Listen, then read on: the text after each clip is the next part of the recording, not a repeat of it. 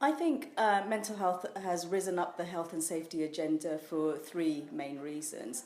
First of all, I think there's been a real understanding of the fact that actually mental well-being and is not just about preventing risk. It's about encouraging our workforce and our people to thrive, and for workplace to be a place where health is created and not just risk of illness being prevented or risk of harm being prevented.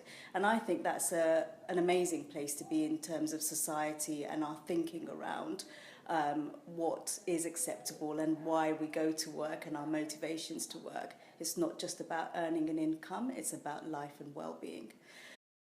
Workplaces are about people, and if we don't look after our people, then we're not going to be making the kind of profit and running a business in the way that we want to. So success is critical to people being healthy and well, and good people make good businesses, make thriving organizations. There are lots of telltale signs that someone might actually be experiencing some level of mental health distress or mental distress. Some of them are physical, so, and again, you'll all be able to relate to these. So, tiredness, loss of appetite or eating too much, not being able to hold a conversation, feeling irritable, not being able to concentrate for long periods of time. I think the thing that you're looking for in yourself or in others is change. So someone that looks smart all the time might actually start looking a little bit scruffy. Someone that looks scruffy might actually start looking really smart. I've got a colleague who does that. When she's not feeling great, she suddenly starts to look great, and I kind of go, what's wrong with you? So for me, it's about noticing change.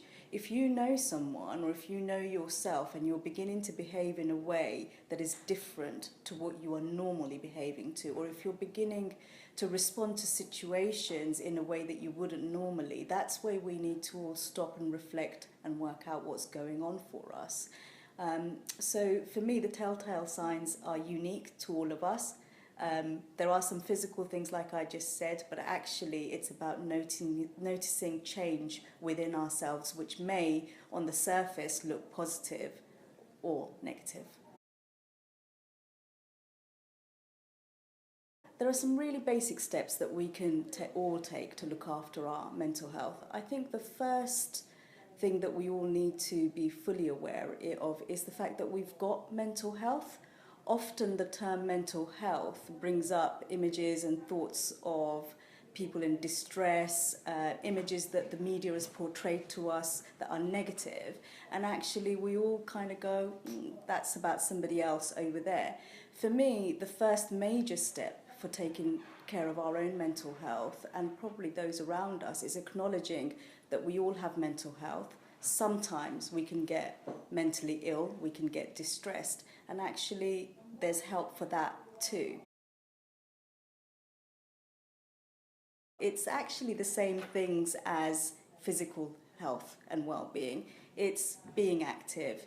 It's getting a good level of sleep that's right for our bodies. It's about mood and food. You know, bad mood, food. There's lots of evidence about the impact of food has on us. And it's about good relationships. You know, relationships are critical to life and well-being. And if we haven't got good relationships at work or at home, it's going to be a big stress. The key is understanding that what keeps us physically well also keeps us mentally well. The first step is about creating an opportunity to have a conversation as an organisation. So that might be done through an event. I think the second step within that is getting leadership sign up, but not just leadership sign up on we should do good mental health. It's about finding somebody within your company that is willing to talk about their experience, their personal experience of mental health in terms of supporting someone or going through a journey themselves, and talking about that in a way that allows other people within the organisation, more junior people within the company, feel confident to come forward and feel like it's a safe place to be having a conversation around mental health. So the first step is raising awareness and engaging leadership, then about actually having a conversation around people with lived experiences and bringing that to the fore.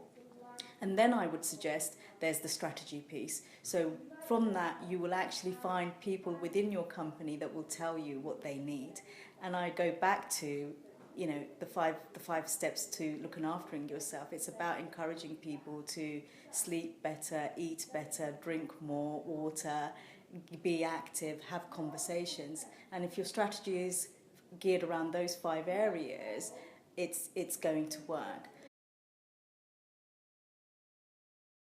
Parity of esteem can be achieved, from my perspective, by reviewing the Health and Safety at Work Act. If the legislation is there for physical first aiders, then it makes complete sense to me that mental health first aiders should be included in that. And that's one simple but big thing that we can do as a nation to change the culture of mental health in the workplace, change the perception of it, and create true parity. I think it's important, though, when we are discussing parity of esteem in relation to physical first aiders and mental health first aiders, that we're very careful not to apply the physical first aider model to the mental health first aider model.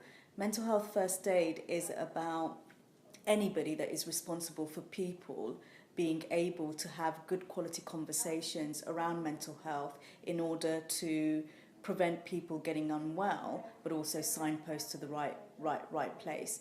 And therefore, the model of application and implementation would have to be thought through very carefully. But that's one small win that would make a massive difference.